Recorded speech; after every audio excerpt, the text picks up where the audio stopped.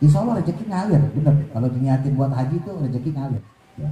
Dan itu salah satu penggugur numpuknya harta kita sebetulnya. Kan numpukin harta nggak boleh loh sebetulnya. Alladzi jama'a mala wa adada ya sabu anna malahu akhlada. Numpukin harta. Menghitung-hitung duitnya, kemudian menjumlahkannya 100.000, wah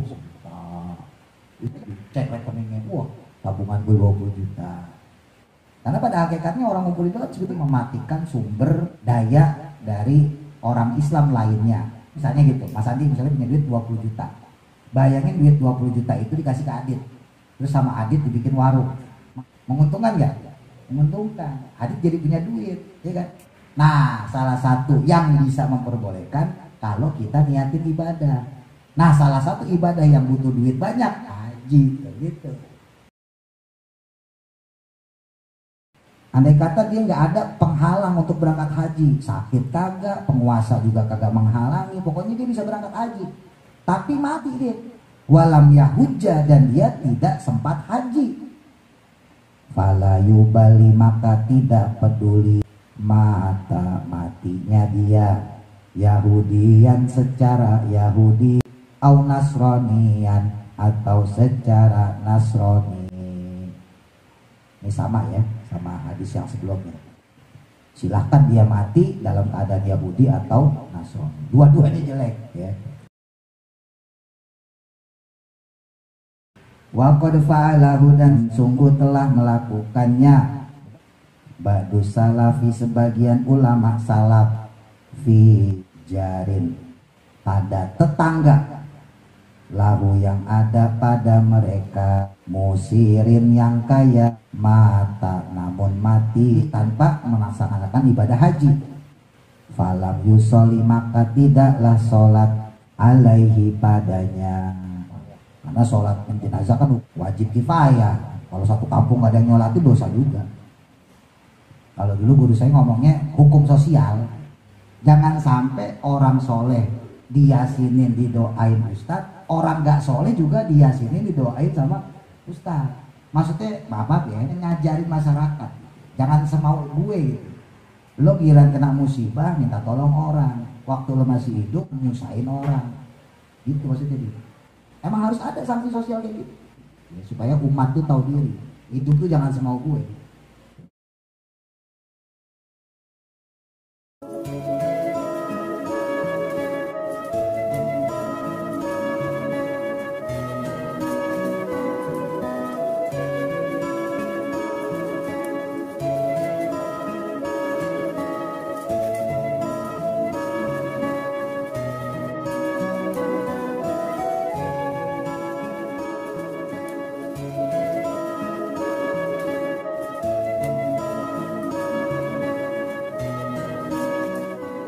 Bismillahirrahmanirrahim. Qala musannifu rahimahullahu ta'ala wa nafa'ana bihi wa bi barakati ulamihi fi daraini amin.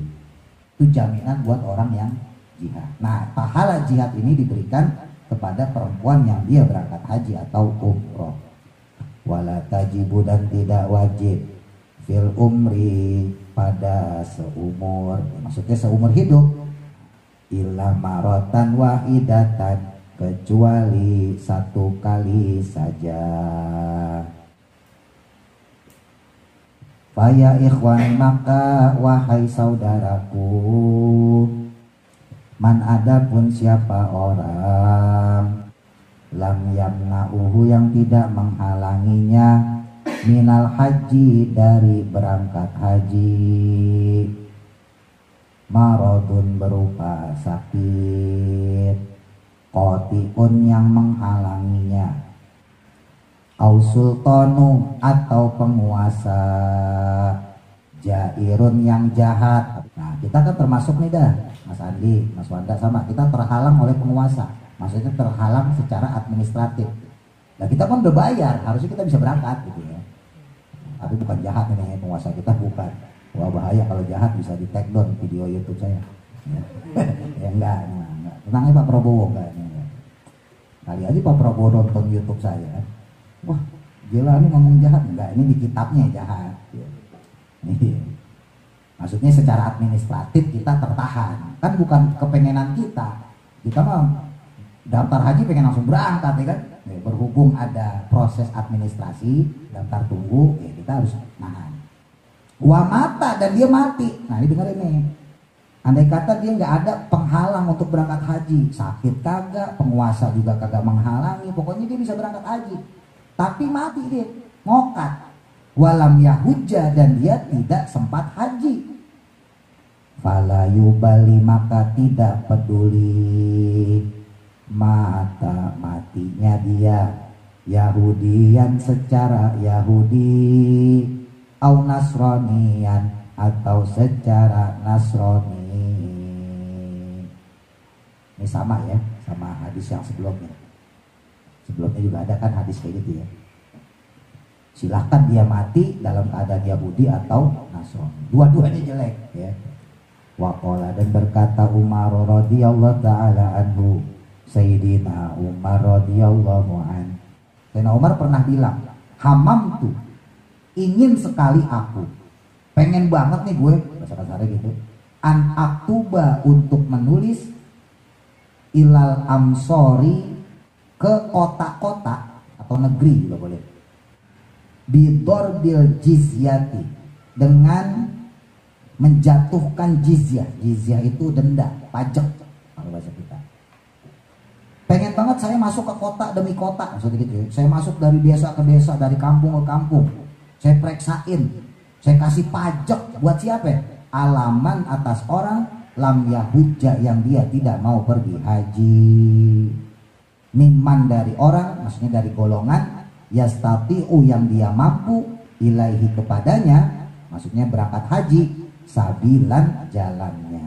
Padahal dia bisa menempuh perjalanan ibadah haji. Oh dia gak berangkat, pengen saya kasih denda aja nih, saya pengen kasih pajak. Kenapa gak dilakukan Sayyidina Umar? Sayyidina Umar gak berani juga ya, bukan berarti Sayyidina Umar keper, bukan, takutnya nanti masuk ke kategori ijabu malam yajib tadi ya. Mewajibkan sesuatu yang tidak wajib gitu. Kan untuk masalah haji kan ini masalah hati juga teman-teman ya. Ada orang yang gak punya duit, tapi dia punya kepengenan berangkat haji, akhirnya berangkat. Di sisi lain ada orang duitnya banyak, tapi dia gak berangkat. Jadi ini masalah hati juga. Nah masalah hati kan gak ada yang tahu. Dan teman-teman cek tuh tahun ini ya, itu banyak loh orang-orang yang bisa dibilang ya maaf lah, kategorinya itu apa? Ada yang tukang kerupuk, ada yang tukang pentol, dia ngumpulin asal ngumpulin dia gope. Nenek siapa itu 93 tahun nggak salah, itu tukang apa? Tukang bumbu, jualan cabe, bawang, berapa sih untungnya? Dikumpulin 30 tahun dia ngumpulin duitnya receh semua, dan dia nunggu 30 tahun juga. Jadi dia baru daftar umur 60, nunggu 30 tahun. Dia daftar 60, nunggu sampai 30 tahun, sampai umur 90 tahun ya. Lagi-lagi tuh, itulah salah satu juga alasan kita bisa minta doa umur panjang. Pokoknya haji tuh banyak lah sisi efek baiknya ya, efek positifnya. Teman-teman bisa minta doa umur panjang, ya Allah panjangin umur saya ya Allah, jangan kau matikan saya ya Allah sebelum saya berangkat haji. Itu salah satu doa saya juga gitu, ya Allah janganlah kau wafatkan saya sebelum saya berangkat haji. Kan sebetulnya minta umur panjang tuh boleh kagak boleh loh. Dibilang boleh ya nggak boleh juga kalau banyak maksiat, dibilang nggak boleh ya boleh juga kalau untuk manfaat. Ya sekarang teman-teman, manfaat buat agama lebih banyak nggak? Gampang gitu. Manfaat buat agama kan teman-teman dikit, gampangnya ya. Tawadunya kita aja lah. Tawadunya kita manfaat buat agama apa? Guru ngaji bukan, sholat jamaah bisa dihitung, sedekah masih hitung-hitungan juga. Manfaat buat agama kita dikit. Terus kita minta umur panjang, kan nggak tahu diri. Amin. Kecuali kita punya manfaat buat agama. Wow, ajan tiap 5 waktu, sholat jamaah 5 waktu, gitu.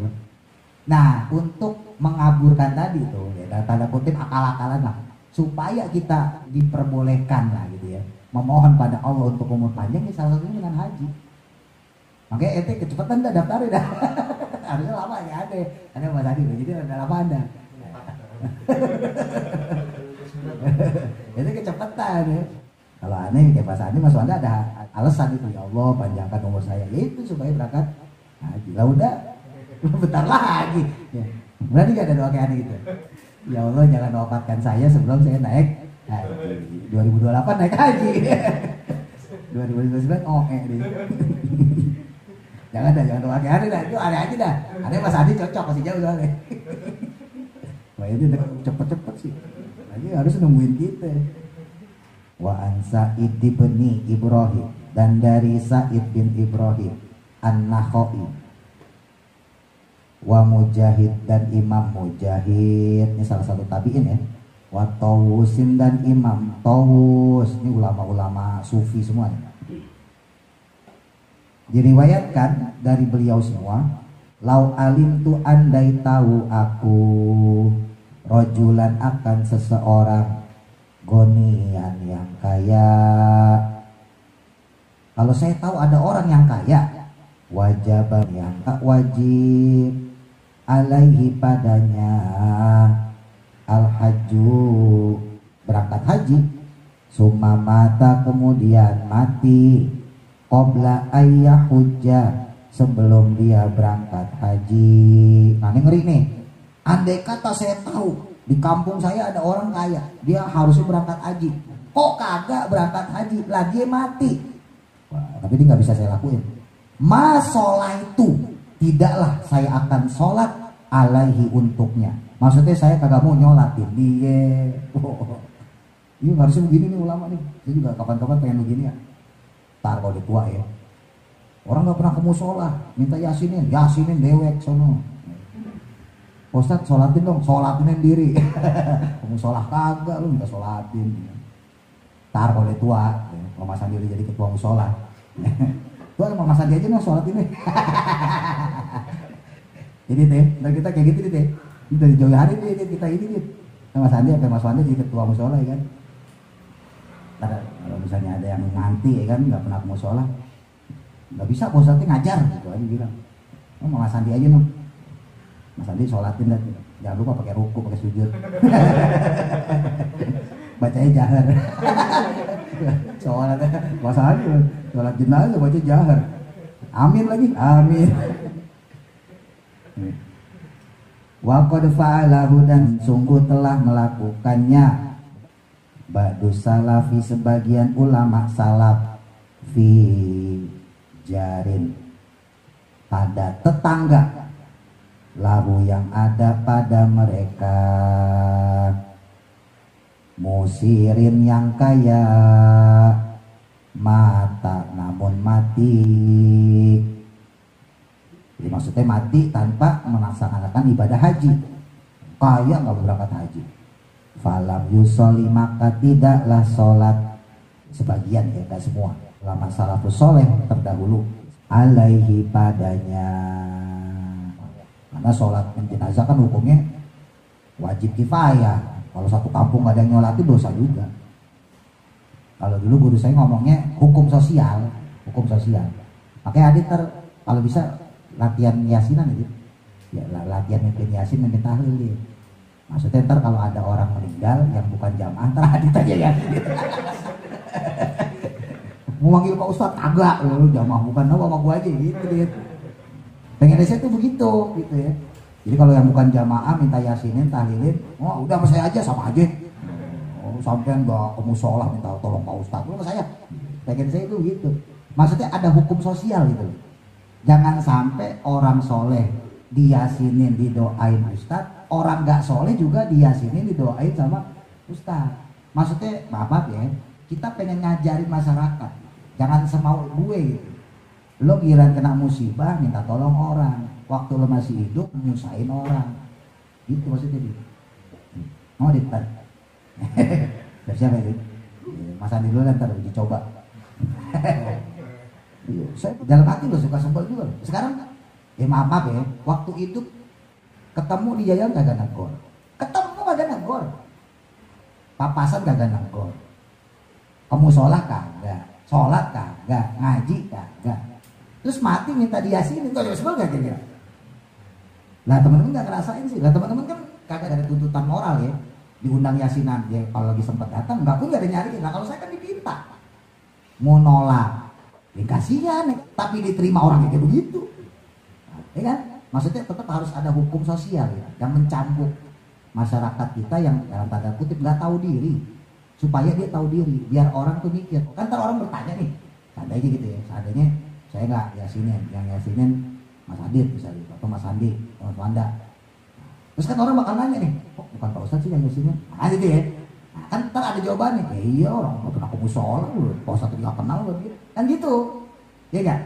Jadi emang harus ada hukum sosial. Itu dilakuin Nabi. Ketika ada sahabatnya yang fasik, bahkan munafik, Nabi nggak mau nyolatin. Kan masyhur kan waktu itu saya cerita, hadisnya juga sahih. Nabi itu kalau mau nyolatin aja nanya, ini orang punya utang tidak ada? Kalau punya utang, selalu masahibikum, bisa sholatin sama kalian. Nabi nggak mau nyolatin. Ya, walaupun ada beberapa kejadian para sahabat kemudian menanggung utang orang tersebut ya, seperti kasus yang dialami oleh Imam Abu Qatadah. Ya Rasul, ini orang saya tanggung utangnya. Itu riwayatnya Imam Abu Qatadah. Tapi kan nggak itu satu-satunya, banyak yang lain. Jadi Nabi pun ngasih dalam tanda kutip sanksi sosial. Emang harus ada sanksi sosial kayak gitu. Harus ada supaya masyarakat tuh tahu diri, ya, supaya umat tuh tahu diri. Hidup tuh jangan semau gue. Sain orang, berisik malam-malam dan sebagainya. Giran mati minta tolong, kan nggak salah. Tapi kan nggak boleh gitu ya, orang hukumnya fardu kifayah. Kalau nggak dilaksanain kan sekampung dosa. Tidak. Nah, itu pengen saya suatu saat tuh kayak begitu. Jadi kalau yang bukan jamaah musola, Mas Adi itu kan, Mas Adi, Mas Wanda tuh, saya ngajar, repot saya sibuk. Kalau jamaah saya nggak sini. Jadi ada efek jerah. Oh iya ya, keluarga gue yang meninggal kok nggak diyasinin Pak Ustadz, soalnya gue sendiri kagak pernah ke musola kan gitu. Kesimpulannya, mudah-mudahan dengan begitu dia sadar diri. Ya, akhirnya dia masuk ke musola. Karena dia takut, jangan sampai ntar kok mati juga nggak diyasinin Pak Ustadz. Ya kan, oh diyasinin Mas Andi, bener apa kagak baca gitu. Meragukan, kayak sampai tahu gitu kan? Kan harapannya begitu. Ya perkara tadi tetap nggak ke musola, takdir berarti ya. Bodoh ahli rata gitu. Wakana dan adanya Ibnu Abbas, sahabat Ibnu Abbas, nama aslinya Abdullah ya. Abdullah bin Abbas radhiyallahu taala anhuma, yaqulu pernah berkata beliau, man adapun siapa orang mata yang mati walam yuzaki namun tidak zakat. Nah, orang kok ninggalin zakat, walam yuhajjah dan belum haji. Ya tentunya ini orang yang punya duit ya. Dia tinggalin zakat, dia tinggalin haji, padahal dia punya kewajiban untuk melakukan kedua ibadah tadi. Sa'ala maka meminta dia arja'ahu akan kembalinya ila dunia ke dunia. Jadi sebetulnya orang yang punya duit lah kok dia belum sempat pergi haji atau dia meninggalkan zakat, itu dia minta kembali ke dunia. Supaya apa? Ya supaya bisa pergi haji. Duitnya banyak, gak sempat pergi haji, pas mati harta warisannya direbutin anak-anak. Banyak yang meninggal gak sempat pergi haji, duitnya habis sama anak-anaknya. Wakana dan adapun hal ini, ya maksudnya lafaz atau qaulnya Abdullah bin Abbas itu yufasiru ditafsirkan atau merupakan penafsiran qauluhu ta'ala, firmannya Allah Ta'ala, yaitu Rabbirji'uni la'alli a'malu sholihan fima taraktu, surah Al-Mu'minun ayat 99 ya. Ini ayatnya panjang nih, potongan nih. Ya aslinya hatta idaja ahadahumul maut, ketika datang kematian kepada salah satu di antara mereka, qala maka mereka kata Rabbirji'uni, Rabbi wahai Tuhanku, irji'uni kembalikanlah aku, la'ali semoga aku atau andai saja aku bisa kembali, a'malu aku akan melakukan ya, beramal sholihan yang baik. Ntar kalau saya balik lagi ke dunia, hidup lagi, saya beramal soleh deh. Fima dalam apa-apa, maksudnya dalam ibadah. Tarok tuh yang meninggalkan aku, yang aku tinggalkan maksudnya. Balikin ya Allah supaya saya bisa sholat lagi, bisa puasa lagi, bisa ngaji lagi, bisa pergi haji. Nyesel, jangan dikira kagak orang mati itu kalau dia nggak sempat ibadah. Nah jawabannya kalah, sekali-kali tidak. Kalau dilanjutannya, innaha kalimatun huwa qailuha.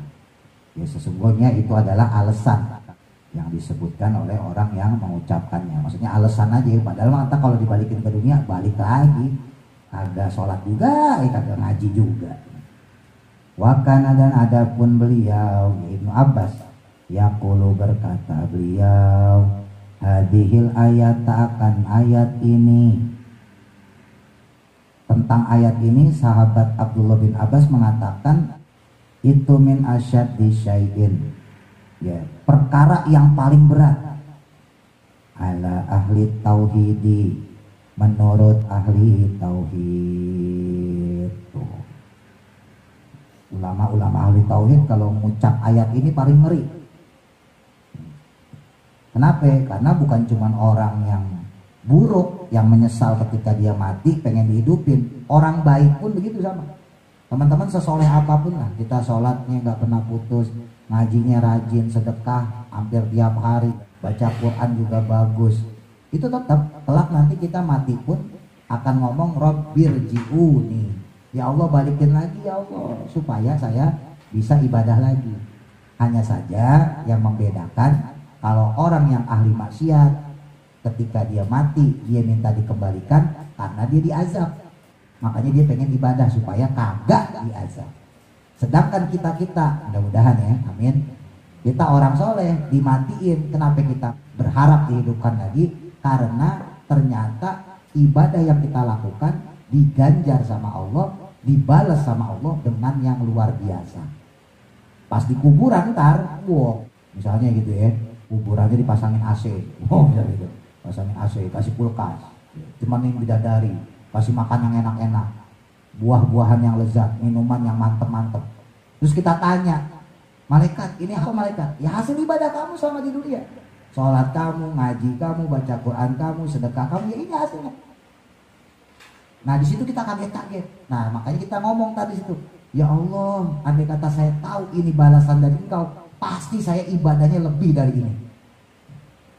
Ya paling malaikat ngomong, tampang lo gitu. Bener, jadi sama-sama nyesel ya, cuman ada perbedaan. Ya mudah-mudahan kita masukin nyesel ke yang kedua nih, jangan nyesel yang ahli maksiat. Kalau maksiat, ya dia disiksa. Ya Allah, tahu begini mas saya sholat, ya Allah balikin lagi saya ke dunia, gitu.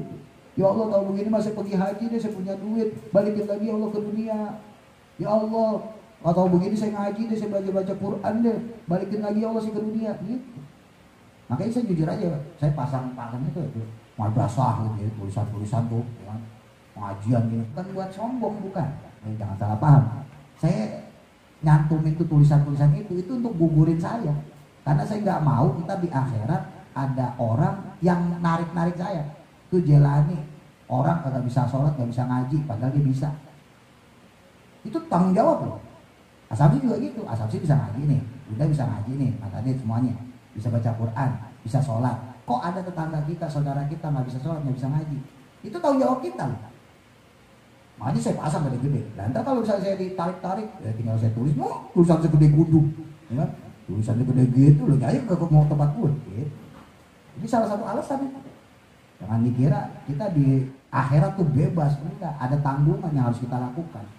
Ya. Kalau kita punya keluarga ya keluarga, kalau punya saudara ya saudara. Makanya harus diperhatikan. Maksudnya jangan sampai kita soleh sendiri. Terus kemudian masuk surga dianggapnya kita nggak punya tanggungan. Itu ada yang narik-narik kita ntar. Orang-orang yang merasa nggak diperhatiin sama kita. Ya mungkin buat teman-teman mudah-mudahan ya. Mudah-mudahan gak dijadikan beban itu. Kalau saya jadi beban, saya nggak mau ntar di akhirat ditarik-tarik adit misalnya gara-gara nggak ngajarin ngaji. Pak Ustadz sih nggak ngajarin ngaji, masuk neraka. Loh gak mau saya. Gitu. Jiko gitu Marsal, Pak Ustadz sih nggak mau ngasih tahu. Apaan lo dikasih tahu? Ya, udah tulisan juga ngaji ya. Itu salah satu tanggung jawab. Dikit lagi ya. Wa qad jaa dan sungguh telah datang. Maksudnya telah ada fi fadlil haji tentang fadilah haji wal umrati dan umroh ya akhbarun berbagai hadis kasiratun yang banyak. Maksudnya banyak banget lah hadis tentang fadilah haji dan umroh. Minha daripadanya. Adapun dari salah satu hadis yang banyak tadi tentang fadilah haji dan umroh, qauluhun nabiyyu, yaitu sabdanya Nabi Muhammad sallallahu alaihi wasallam. Man adapun siapa orang kharaja yang keluar min baitihi dari rumahnya hajan untuk haji au mu'tamiran atau umroh wa mata lalu mati dia. Ada orang udah niat haji, niat umroh, pas keluar rumah di perjalanan mati. Apakah dapat pahala? Ya tetap dapat. Ajaroh maka mengalirkan siapa Allah Ta'ala lahu kepadanya, kepada orang tadi dikasih ganjaran tetap. Ajrul haji akan ganjaran pahala orang yang haji, pahala haji. Wal mu'tamiro dan pahala orang yang umroh, pahala orang haji dan pahala orang umroh. Ila yaumil kiamati sampai hari kiamat.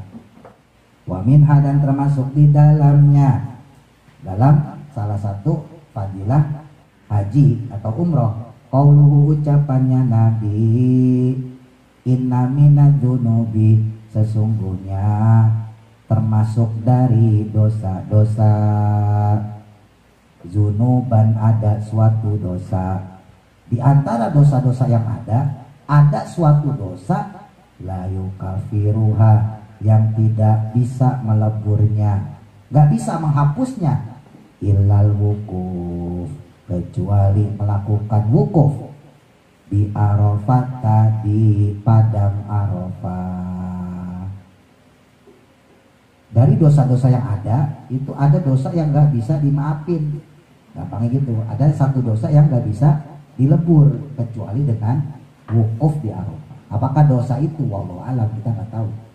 Wa minha dan sebagian darinya dari hadis tentang fadilah haji dan umroh, qauluhu yaitu ucapannya Nabi Muhammad sallallahu alaihi wasallam, azamun nasi adapun seagung-agungnya manusia, zanban ye punya dosa, man yaitu orang waqafa yang wukuf di Arafah tadi, padang Arafah. Sebesar-besarnya orang, maksudnya dari sisi dosa, yaitu orang yang dia wukuf di Arafah, fazonna dan dia mengira, annallaha sesungguhnya Allah itu lam yaghfiru tidak memberikan ampunan lahu kepadanya. Makanya nggak boleh orang kalau udah wukuf di Arafah hakul yakin, harus yakin bahwa Allah mengampuni seluruh dosa dia. Kalau dia kok nggak yakin, berarti itu termasuk salah satu dosa yang besar. Wahwa adapun dia ya hari Arafah itu awalu yaumin, ya awal hari di dunia, di alam dunia. Hari pertama di alam dunia itu ya hari Arafah. Konon di awal hari Jumat. Ya, kelak nanti juga dunia dihancurkan di hari Jumat. Wa minha qauluhu wallahu a'lam. Semoga manfaat. Al-Fatihah.